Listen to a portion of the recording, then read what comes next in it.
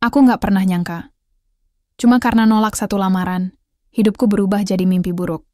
Rumahku diteror, ibuku diancam, dan akhirnya, aku dipaksa menikah sama lelaki yang bikin seluruh kampung takut. Sebelum mulai, jangan lupa like, subscribe, dan tuliskan sholawat di kolom komentar agar kita mendapatkan syafaat di yaumil akhir. Namaku Rani Yuliani, usiaku 25 tahun.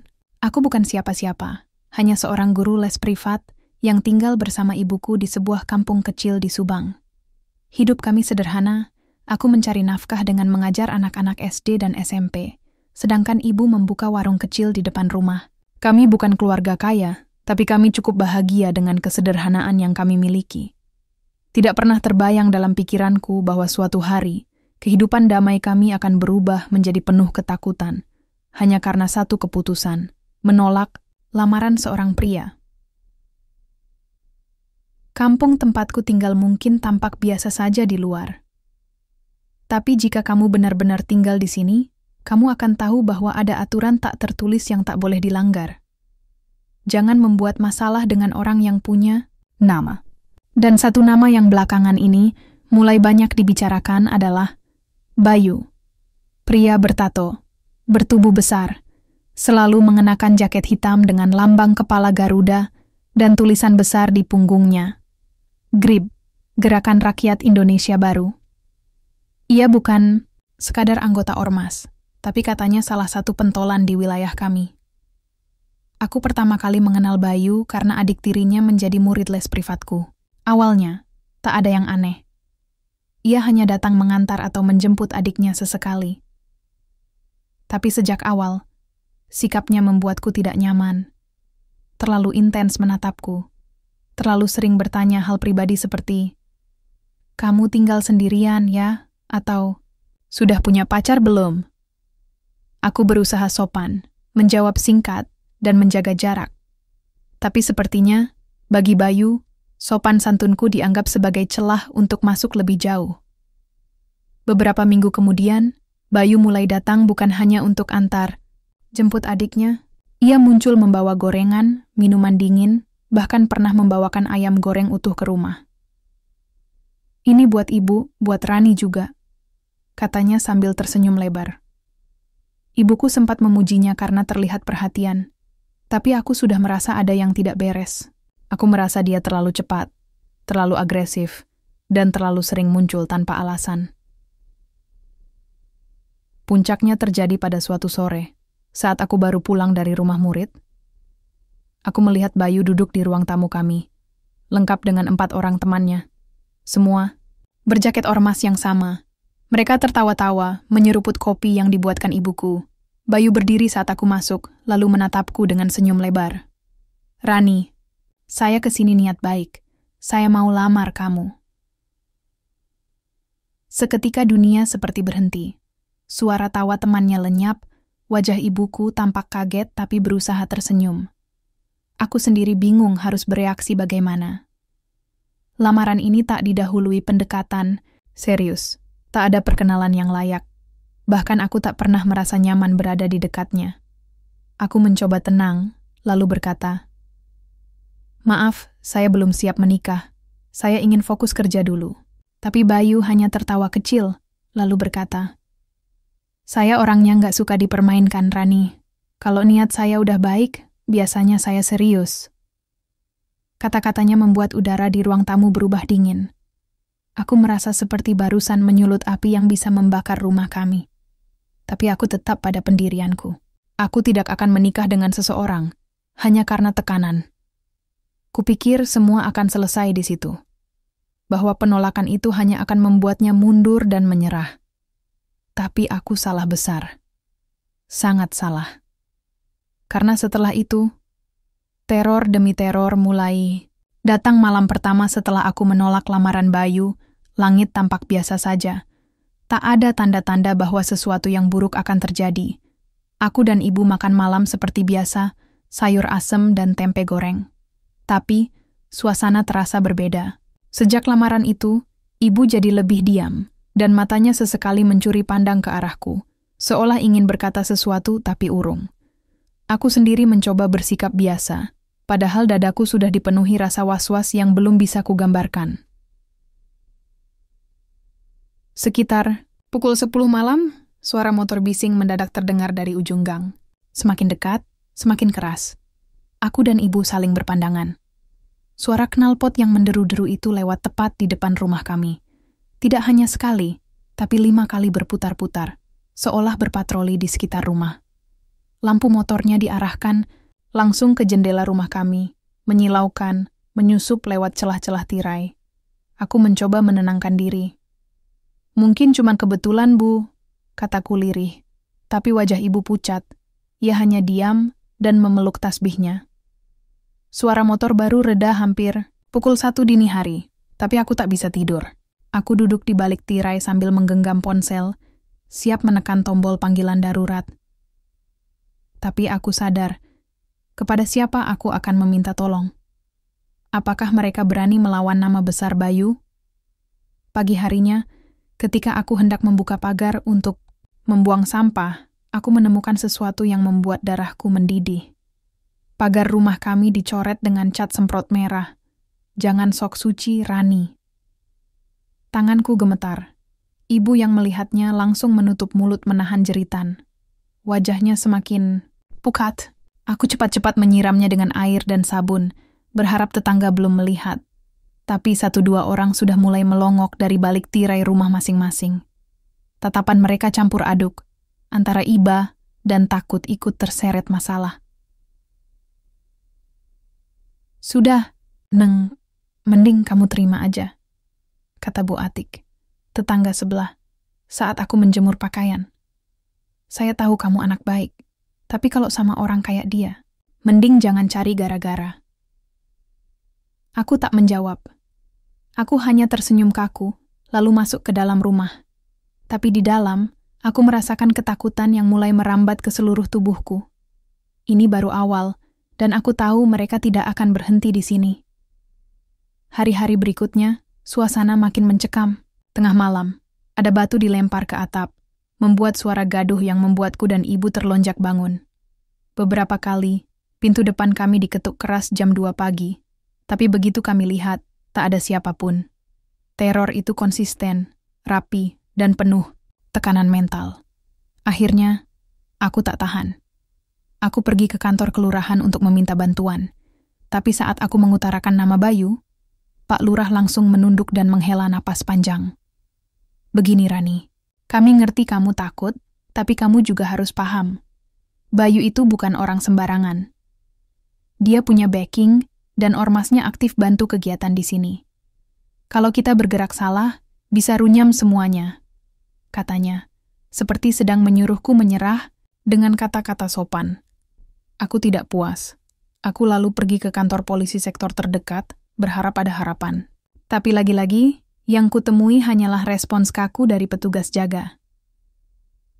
"Mbak Rani, kalau nggak ada bukti rekaman atau saksi yang mau bersuara, kami susah bertindak. Masalah kayak gini rawan. Kami sarankan, diselesaikan secara kekeluargaan saja." Hancur, lemas, kosong. Aku keluar dari kantor polisi dengan mata berkaca-kaca. Dunia seolah tak berpihak padaku. Dan saat aku sampai di rumah, rasa putus asa itu berubah menjadi ngeri. Karena di pagar rumah, tergantung seekor ayam mati, lehernya diikat, tali rafia, dan di dadanya tertempel kertas bertuliskan, "Terima lamarannya atau bersiap hilang." Pandanganku tertuju pada ayam itu. Tubuhnya menggantung diam, kepalanya tertunduk ke bawah, darahnya mengering di bulu-bulu coklatnya yang kusam. Tapi yang paling membuat lututku nyaris tak sanggup menopang tubuh adalah secarik kertas yang ditempelkan di dadanya, bertuliskan huruf kapital besar-besar. "Terima lamarannya atau bersiap hilang." Tanganku gemetar saat mencabut kertas itu. Nafasku memburu. Aku seperti sedang berada dalam film horor murahan, tapi ini nyata dan terjadi di depan rumahku, tempat aku dan ibuku hidup selama belasan tahun dengan tenang. Ibu yang baru keluar dari dapur sontak menjerit begitu melihat pemandangan itu, lalu segera memelukku dari belakang. Tubuhnya menggigil. "Cukup. Rani, cukup. Ibu gak kuat lagi. ucapnya lirih sambil menahan air mata. Jangan keras kepala. Nak, ini bukan tentang kamu lagi. Ini tentang nyawa kita. Untuk pertama kalinya sejak kejadian ini bermula, aku melihat ibuku menyerah. Ia yang biasanya jadi tembok kokoh bagiku, kini roboh hanya karena 1 ekor ayam mati dan secarik ancaman. Tapi aku tahu, ini bukan tentang seekor ayam. Ini tentang pesan. Bayu ingin menunjukkan bahwa ia bisa menyakiti siapa saja, kapan saja, dengan cara apapun. Malam itu, aku tidak bisa tidur. Mataku menatap langit-langit kamar, kosong. Di kepalaku hanya ada satu pertanyaan yang berputar-putar. Apa yang harus aku lakukan? Aku tahu, jika aku tetap bertahan, bukan tidak mungkin esok yang tergantung di pagar bukan ayam, tapi manusia. Keesokan, harinya, aku membuat keputusan yang belum pernah aku bayangkan akan kulakukan secepat ini dalam hidupku. Dengan langkah lunglai, aku pergi ke warung tempat Bayu biasa nongkrong dengan teman-temannya. Aku berdiri di depan mereka. Tatapan mata semua orang menancap padaku. Sebagian terkejut, sebagian lainnya menyeringai seperti sudah menebak ini akan terjadi. Bayu berdiri dari kursinya, mendekat dengan ekspresi yang sulit diartikan. Antara bangga, puas, dan sedikit waspada. Aku menatap matanya, dan dengan suara rendah aku berkata, "Kalau kamu bisa janji nggak ganggu keluarga saya lagi, saya terima." Beberapa temannya bersorak kecil di belakang, seolah menyambut kemenangan. Bayu sendiri hanya tersenyum kecil, lalu mengangguk pelan. "Janji, mulai hari ini, nggak akan ada yang berani ganggu kamu lagi." Dan memang, sejak hari itu, semua teror berhenti seketika. Tidak ada lagi motor yang menderu di tengah malam.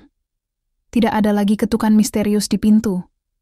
Bahkan anak-anak kecil mulai bermain lagi di depan rumah kami. Orang-orang kampung yang sebelumnya menjaga jarak, kini mulai berani menyapa lagi, meski dengan tatapan kasihan yang tak bisa mereka sembunyikan. 3 hari setelah itu, pernikahan kami dilangsungkan, tanpa lamaran resmi, tanpa fitting baju, tanpa persiapan panjang seperti layaknya pengantin perempuan lainnya.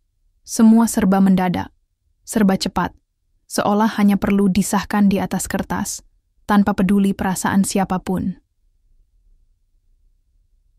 Pagi itu, halaman, rumah dipenuhi puluhan orang berjaket hitam. Motor berderet di pinggir jalan. Sebuah spanduk besar digantung di atas pintu rumah dengan tulisan menyolok. "Selamat datang istri ketua." Aku duduk di pelaminan dengan wajah beku. Tidak ada senyum, tidak ada air mata haru. Yang ada hanyalah kebisuan yang menyesakkan. Bayu duduk di sampingku, mengenakan baju koko putih, tampak gagah bagi sebagian orang. Tapi bagiku, ia tampak seperti penjara hidup yang telah menelanku bulat-bulat. Orang-orang menyalami kami satu persatu, tapi aku tahu, sebagian besar dari mereka tidak mengucapkan selamat. Mereka hanya memastikan bahwa teror telah selesai dan kampung mereka kembali aman. Tak peduli dengan harga diri seorang perempuan yang baru saja dikorbankan atas nama keseimbangan. Hari itu, aku resmi menjadi istri Bayu. Tapi di hatiku, aku merasa seperti telah dimakamkan hidup-hidup. Hari-hari setelah pernikahan itu berjalan, seperti mimpi buruk yang tak kunjung usai. Meski aku kini resmi menjadi istri Bayu, bukan berarti hidupku menjadi lebih tenang. Justru sebaliknya, aku merasa seperti tawanan perang yang harus tersenyum setiap hari di hadapan penjaganya sendiri. Bayu memperlakukan pernikahan kami seperti trofi, sebuah kemenangan yang harus ia pamerkan pada semua orang. Sejak pagi buta, rumah kami tak pernah sepi dari tamu-tamu ormas. Mereka datang seenaknya, duduk di ruang tamu sambil merokok, tertawa, keras, memainkan musik dangdut dari speaker mini yang selalu dibawa salah satu dari mereka. Aku yang dulu bisa membaca buku atau merajut sambil mendengarkan lagu pelan, kini harus menyajikan kopi dan gorengan sambil menahan muak. Senyumku kaku, tatapan mataku kosong. Bayu sendiri berubah, atau mungkin ia kini menunjukkan wajah aslinya. Di luar rumah, ia masih bersikap manis, suka menggenggam tanganku di depan umum, memelukku saat bertemu teman-temannya. Tapi di dalam rumah, ia seperti mesin kontrol. Ia mulai mengatur cara berpakaian, apa yang boleh kukatakan, bahkan kapan aku boleh mengunjungi ibu. "Aku ini suamimu, ibumu sekarang nomor 2, katanya suatu malam, saat aku memohon izin untuk tidur di rumah ibu yang sedang sakit. Aku hanya bisa menunduk, menahan tangis. Bahkan ibuku, satu-satunya orang yang selalu jadi tempat pulang, kini menjadi sesuatu yang harus kuperjuangkan untuk bisa kutemui. Setiap hariku seperti berjalan dalam kabut. Pagi memasak, siang membersihkan rumah, sore menyajikan kopi untuk tamu-tamu Bayu yang seperti tak ada habisnya, malam menjadi istri dalam makna yang membuatku ingin memuntahkan isi perut. Aku merasa seperti bukan diriku lagi. Bahkan wajahku di cermin pun terasa asing. Rani yang dulu penuh cita-cita, kini hanyalah boneka tanpa suara. Terkadang aku duduk diam di kamar mandi, satu-satunya tempat Bayu tak pernah menggangguku. Di sana aku menatap lantai, membiarkan air mengalir dari keran sambil menahan napas. Aku memikirkan banyak hal, termasuk hal-hal gelap yang tak pernah berani kubayangkan dulu. Jika aku menghilang, apakah dunia akan berubah? Apakah mereka akan merasa kehilangan atau justru merasa lega? Pernikahan ini tidak hanya merampas kebebasanku, tapi juga merusak hubungan sosialku. Teman-teman lama menjauh satu persatu. Beberapa takut berhubungan denganku karena takut dimata-matai Bayu. Yang lain bahkan terang-terangan berkata, "Rani, maaf. Aku nggak bisa ikut campur. Aku juga punya keluarga yang harus aku lindungi." Pernikahan seharusnya menjadi ikatan antara dua hati, tapi yang kurasakan adalah jerat rantai yang semakin kuat mencengkeram setiap detik. Namun di balik semua itu, diam-diam aku mulai merencanakan sesuatu. Aku tahu, jika aku hanya diam, aku akan hancur. Aku tak bisa berharap bantuan dari tetangga, aparat, atau siapapun. Mereka semua sudah tunduk pada bayang-bayang Bayu. Tapi aku masih punya satu hal. Akal sehatku. Aku mulai mencatat. Diam-diam, aku menyimpan semua bukti perlakuan Bayu, suara-suara ancamannya, foto teman-temannya yang datang dengan atribut lengkap, screenshot pesan-pesan penuh intimidasi. Semua kukumpulkan dan kusembunyikan di flash disk kecil yang kuselipkan di balik dinding lemari pakaian. Mungkin saat itu aku belum tahu apa yang akan kulakukan dengan semua itu. Tapi aku tahu satu hal, aku tidak akan membiarkan hidupku terus-menerus dalam kekangan. Entah bagaimana caranya, aku harus bebas. Aku harus menyelamatkan diriku, ibuku, dan, kalau bisa, mereka yang mungkin suatu hari akan menjadi korban berikutnya. Malam-malamku tetap sepi. Tapi kini, diamku bukan lagi ketakutan. Diamku adalah rencana. Diamku adalah perlawanan yang belum selesai. Hari itu dimulai seperti biasa, dengan senyum palsu dan langkah berat. Bayu pergi pagi-pagi untuk menghadiri rapat wilayah Ormas. Sebelum berangkat, ia sempat berpesan seperti biasa. "Jangan kemana-mana. Kalau aku pulang dan kamu nggak ada, kamu tahu akibatnya." Aku hanya mengangguk. Hatiku sudah mati rasa terhadap ancaman-ancamannya. Tapi hari itu berbeda. Karena aku sudah memutuskan. Ini adalah hari di mana semuanya akan berubah, atau aku akan hancur sepenuhnya. Setelah Bayu pergi, aku langsung menuju kamar, membuka bagian dalam lemari, dan mengambil flash disk kecil yang sudah kuselipkan di balik tumpukan kain lama. Tanganku gemetar, tapi bukan karena takut. Aku gemetar karena keberanian yang mulai tumbuh setelah sekian lama terpendam. Tanpa buang waktu, aku pergi ke warnet kecil di pinggir pasar. Di sana, aku mengunggah semua bukti yang kumiliki ke akun email anonim yang sebelumnya sudah kubuat dengan hati-hati. Suara Bayu saat mengancamku, rekaman ia membentak ibuku, video tamu-tamu ormas yang mabuk dan tertawa sambil menyebut namaku dengan nada tak senonoh. Semua itu kini bukan hanya milikku. Itu adalah senjataku. Tapi aku tidak berhenti di situ. Dengan tangan bergetar, aku mengirim email itu ke sebuah akun Instagram milik komunitas bantuan hukum perempuan. Aku menuliskan subjek. "Saya dipaksa menikah di bawah tekanan dan ancaman kekerasan. saya butuh bantuan sebelum saya mati. Sebelum meninggalkan warnet, aku mematikan email itu. Lalu aku berjalan pulang, seperti tak ada yang terjadi. Tapi, di dadaku, api perlawanan sudah menyala. Untuk pertama kalinya sejak pernikahan itu, aku merasa hidup. 3 hari berlalu sejak aku mengirim bukti itu. Tak ada kabar, tidak ada yang datang. Tapi aku bersabar. Aku tahu, orang-orang seperti Bayu punya jaringan yang luas. Semuanya harus disusun rapi dan tepat. Aku hanya berharap pihak luar bisa bergerak sebelum Bayu tahu. Sampai akhirnya, pada malam keempat, saat aku sedang menyapu halaman, sebuah mobil hitam tanpa plat mendadak berhenti di depan rumah. 4 orang keluar, 2 di antaranya perempuan. Salah satunya langsung mendekatiku sambil menyebut namaku pelan. "Rani, kami dari Lembaga Bantuan Hukum Perempuan. Kami datang atas laporanmu," katanya. Suaranya tenang, tapi tatapannya sigap. Tubuhku gemetar, bukan karena takut, tapi karena harapan yang tiba-tiba terasa begitu nyata. Aku hanya mengangguk, nyaris tak mampu berbicara. Malam itu, mereka membawaku pergi secara diam-diam, lewat pintu belakang, menyusuri gang kecil agar tidak terlihat tetangga ataupun orang-orang Bayu. Aku kabur dari rumah yang selama ini menjadi penjaraku. Kami bersembunyi di sebuah rumah aman milik lembaga tersebut. Di sana, aku untuk pertama kalinya tidur tanpa ketakutan. Tidak ada suara motor yang menderu. Tidak ada ketukan di pintu tengah malam. Tidak ada teriakan Bayu. Yang ada hanyalah suara detak jantungku sendiri, yang kini berdetak bukan karena cemas, tapi karena bebas. Keesokan paginya, kasusku mulai viral. Bukti-bukti yang kukirim disebarkan oleh akun bantuan hukum itu. Wajahku memang disamarkan, tapi cerita lengkapku dipublikasikan dengan detail. Media mulai menyorotnya.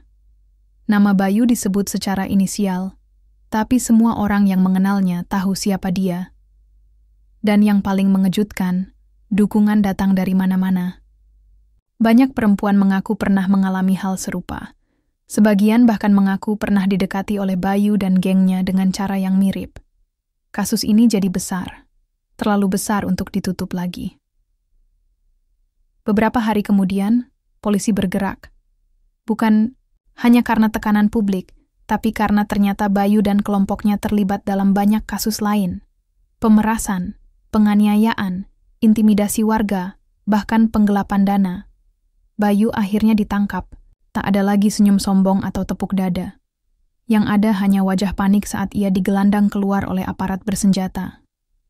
Dari kejauhan, aku melihatnya untuk terakhir kali.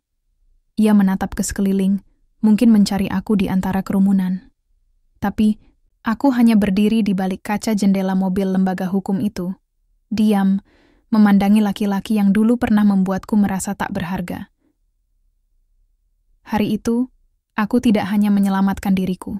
Aku membebaskan banyak perempuan lain dari rasa takut yang sama. Dan untuk pertama kalinya sejak semuanya dimulai, aku tersenyum, bukan karena disuruh, tapi karena aku benar-benar merasa hidup kembali. Semoga kisah ini bisa menjadi pelajaran. Terima kasih telah menyimak kisah ini sampai akhir. Wassalamualaikum warahmatullahi wabarakatuh.